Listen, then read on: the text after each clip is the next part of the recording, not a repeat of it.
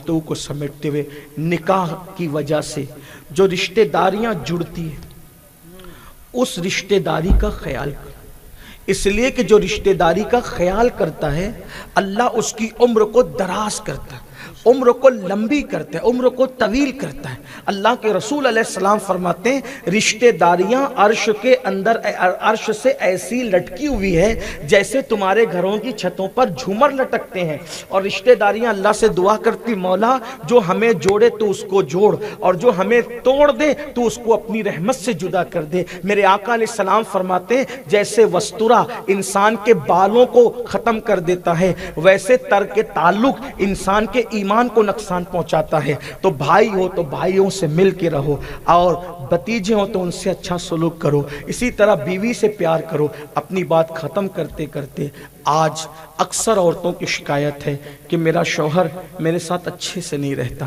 دیکھیے کسی عورت کو، کسی بیوی کو پاگل کتے نے نہیں کاٹا کہ وہ اپنے شوہر سے طلاق مانگے، اپنے شوہر کے گھر نہ رہے۔ کسی کو اپنا گھر برا نہیں لگتا، چڑیا کو بھی اپنا گھونسلہ اچھا لگتا ہے۔ عورت کیوں طلاق مانگے گی، کیوں وہ کرے گی؟ چند عورتیں ایسی ہو تو ہو، لیکن آج کل نوجوانوں کا حال یہ ہے کہ وہ رسول اللہ کی سیرت کو پڑھ کر یا سیرت کو سن کر بیوی کے ساتھ رہنے کا طریقہ سیکھنے کی بجائے وہ سیریلوں کو دیکھ کر بیوی کے ساتھ رہنا سیکھتے ہیں۔ وہ گندی پکچریں دیکھ کر جو ہے وہ اپنے حجرے میں جاتے ہیں اور وہی سب کچھ کرتے ہیں وہ جو دیکھتے ہیں، تو پھر تباہی نہ ہوگی تو کیا ہوگی؟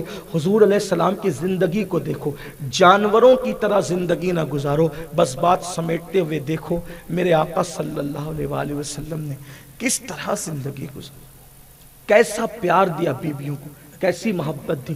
ام المومنین سیدہ عائشہ صدیقہ فرماتی اللہ کے رسول نے اپنی پوری زندگی کبھی کسی بیوی کو ڈانٹا تک نہیں۔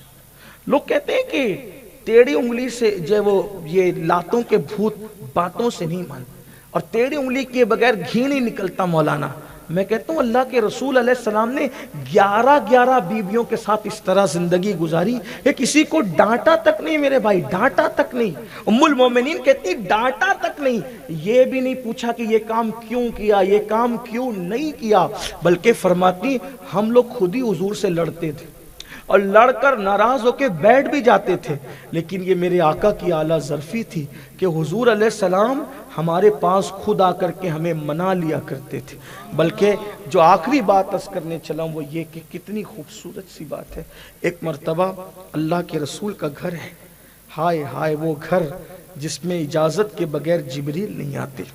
میرے آقا کا وہ گھر، تیرے در کا درباں ہے جبریل اعظم، تیرا مدح خواہ رسول و ولی ہے بےتاب جس کے لیے عرش اعظم، وہ اس راہ روے لامکاں کی گلی ہے۔ اب توجہ کرنا حضور کے گھر کا کیسا حال تھا۔ آج تو ہم سیریل اور فلمیں دیکھ کر گھر کے ٹھاکر بننے کی کوشش کرتے، گھر کے چودھری بننے کی کوشش نہیں، خود ساختہ کچھ مت بنو۔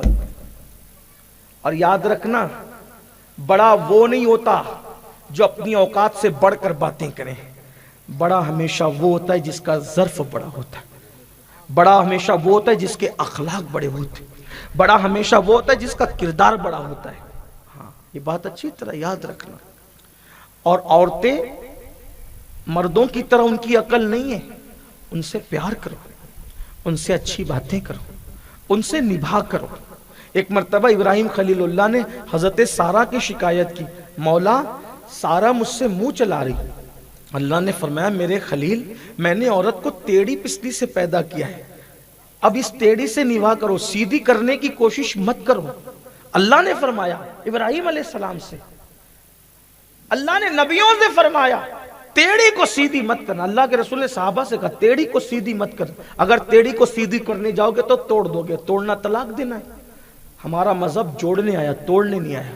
کتنا افسوس ہوتا ہے، صدمہ ہوتا ہے کہ جو مذہب جوڑنے آیا تھا آج اس مذہب کے اندر سب سے زیادہ طلاقیں واقع ہو رہی ہیں۔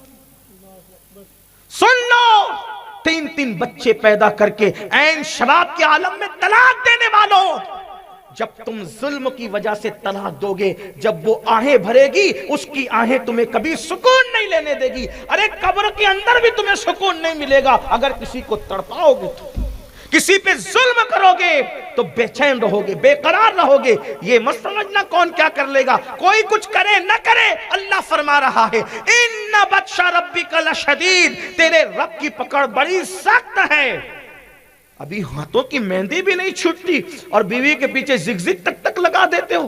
نہیں، مرد ہو، مردانگی سے کام لو۔ بلکہ میں تو لوگوں کو کہتا ہوں، لوگ ناراض بھی ہوتے ہیں، ہوتے رہیں، مجھے تو کسی کی رضا اور ناراضگی کی پرواہ ختم ہے، اس لیے کہ میرا گھر لوگوں کے ٹکڑوں پہ نہیں چلتا، میرا گھر آمینہ کے لال کی خیرات پہ پلتا۔ کون دیتا ہے؟ دینے کو منہ چاہیے، دینے والا ہے سچا ہمارا۔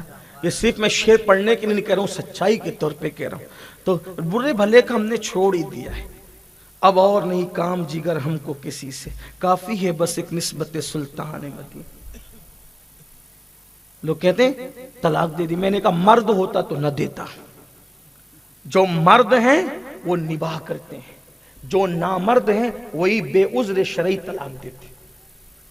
طلاق نہ دو، ہمارے مذہب میں بلا عذر شرعی طلاق دینے کی اجازت نہیں۔ تو عرض یہ کر رہا تھا کہ حضور کے گھر کا ماحول کتنا خوبصورت تھا۔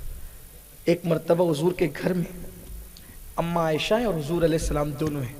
حضور نے بات کی، اماں عائشہ نے کوئی جواب دیا، اماں عائشہ پاک نے جواب دیا۔ اچھا، اس پر کوئی ڈسکس نہیں کر سکتا کیونکہ وہ تو میرے رسول کی محبوبہ کا معاملہ ہے، ان کی اپنی ازدواجی زندگی ہے۔ حضور نے کچھ کہا، اماں عائشہ پاک نے کوئی جواب دیا تو بہرحال وہ جواب تھا، انہوں نے جواب دیا۔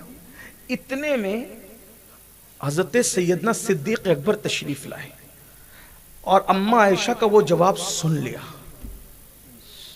صدیق اکبر جس کے عشق رسول کی مثال پوری کائنات کے اندر نہیں مل سکتی، وہ صدیق جس کے لیے میرے آقا نے فرمایا پوری امت کا ایمان ایک پلڑے میں ہو اور میرے ابو بکر کا ایمان ایک پلڑے میں ہو تو پوری امت کے ایمان پر ابو بکر کا ایمان غالب آ جائے گا۔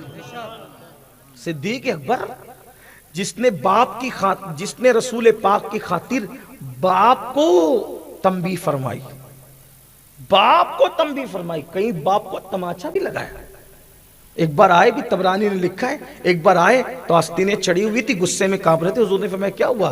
حضور وہ میرا باپ ہے نا ابو قحافہ، وہ آپ کے خلاف کچھ بک رہا تھا، تو نے کیا کیا؟ میں نے مار دیا۔ ایسا نہ کر، کہا میں تو اس لیے آیا ہوں کہ آپ اجازت دیں کہ اس کو قتل کر دوں۔ حضور نے فرمایا نہ ابو بکر، ہمارا مذہب یہ نہیں ہے۔ کہا پھر اس کے لیے دعا کرو کہ اللہ اس کو بھی عاشق بنا دے۔ آقا نے دعا کی اور اللہ نے پھر ان کو ایمان کی دولت بعد میں عطا فرمائی۔ یہ صدیق اکبر جب باپ سے کچھ سنا تو برداشت نہیں ہوا، یہاں تو بیٹی تھی۔ جیسے ہی صدیق اکبر نے سنا حضور کو جواب اور اس طرح کا جواب، تو صدیق اکبر نے ہاتھ اٹھا دی۔ کس پر؟ بیٹی۔ ہائے ہائے، میرے نبی کو ایسا جواب! اب دیکھو، صدیق اکبر بابا ہیں سیدہ عائشہ صدیقہ کے، حضور کے صحابی بھی ہے نا، اب بیٹی پر ہاتھ اٹھا دیا غصے میں آ کے۔ حالانکہ حضور نے کوئی جواب نہیں دیا، اس تلخ کلامی کا کوئی جواب حضور نے نہیں۔ حضور تو حضور ہیں، یہی تو آقا کی شان ہے، تیری عادت ہے سب کا جی رکھنا۔ صدیق اکبر نے ہاتھ اٹھایا، جب ہاتھ اٹھایا تو میرے آقا علیہ السلام نے جلدی سے اماں عائشہ کو پکڑا اور پکڑ کے اپنے پیچھے چھپا لیا۔ دیکھو یہ بیوی سے محبت کا طریقہ۔ جب کہتے ہو نا نکاح سنت ہے، تو نکاح بھی سنت ہے اور بیوی کے ساتھ ایسا سلوک کرنا یہ بھی سنت ہے۔ صرف نکاح کو نکاح کی حد تک سنت نہ رکھو تو نکاح کے بعد بھی تو کوئی سنت ہے۔ صرف یہ 2 منٹ کی سنت کی بات کرتے ہو، پوری زندگی سنت ہے۔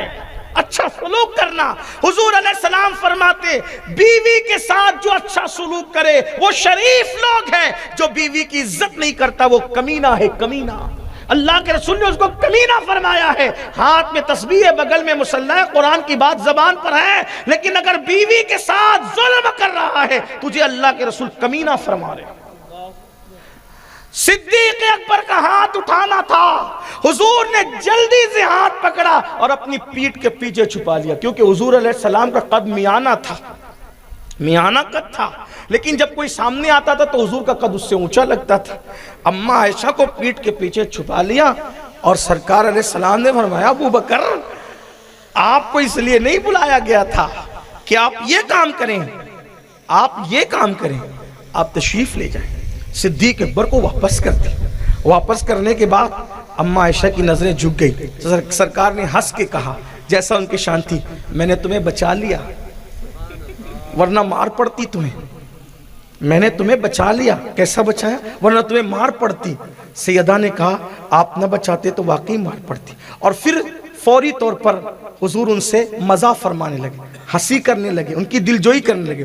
پھر صدیق اکبر آگے، دونوں کو ہنستے دیکھا تو آقا نے فرمایا ابو بکر پہلے ہمارے جھگڑے میں شریک ہو گئے تھے نا، اب ہماری صلح میں بھی شریک ہو جاؤ۔ یہ تھا حضور کے گھر کا ماحول۔ آج ہمیں بھی اپنے گھر کا ماحول بنانا ہوگا، ورنہ یاد ماں باپ اگر بچوں کے سامنے جھگڑا کرتے ہیں بچے احساس کمتری کا شکار ہو جاتے ہیں۔ ماں باپ اگر بچوں کے سامنے جھگڑا کرتے ہیں بچوں کا پڑھائی میں دل نہیں لگتا۔ ماں باپ اگر بچوں کے سامنے جھگڑا کرتے ہیں، ایک بات یاد رکھنا، بچوں کو باپ سے زیادہ فطری طور پہ ماں سے پیار ہوتا ہے۔ جب باپ روز روز جھگڑا کرتا ہے ماں سے تو بچوں کو ایسا لگتا ہے یہ ظالم ہے، اور بچوں کے دل کے اندر ایک غیر شعوری طور پر باپ کے لیے نفرت کی آگ پیدا ہوتی رہتی ہے، باپ کی عقیدت اور محبت ختم ہوتی رہتی ہے، اور ماں کی عقیدت مزید پروان چڑھتی رہتی ہے۔ اور ایک وقت آتا ہے جب باپ بوڑھا ہو جاتا ہے تو اولاد کو باپ میں کوئی دلچسپی نہیں رہتی، یہ کہہ کر کہ اس نے ہماری ماں پہ بہت ظلم کیا ہے۔ اس لیے اپنے بچوں کے سامنے اپنی اولاد اور بیوی سے کبھی جھگڑا نہ کیا کرو، اور میں تو کہتا ہوں جھگڑا ہی مت کرو، اس لیے کہ ذات کے لیے لڑنا کتوں کا کام ہے، انسان کا کام نہیں ہے۔ حضور علیہ السلام نہیں لڑتے تھے، سنت ہے بیوی کو منانا سیکھو، بیوی سے لڑنا مت سیکھو۔ اللہ تعالیٰ میری قوم کو شعور دے، صحیح سمجھ عطا فرمائے، اور کہنے سننے سے زیادہ عمل کی توفیق عطا فرمائے۔ گفتگو کے درمیان اگر کوئی غلطی ہو تو اللہ تعالیٰ معاف فرمائے۔ استغفر اللہ ربی ان ربی لغفور الرحیم وما علینا الا البلاغ۔ السلام علیکم۔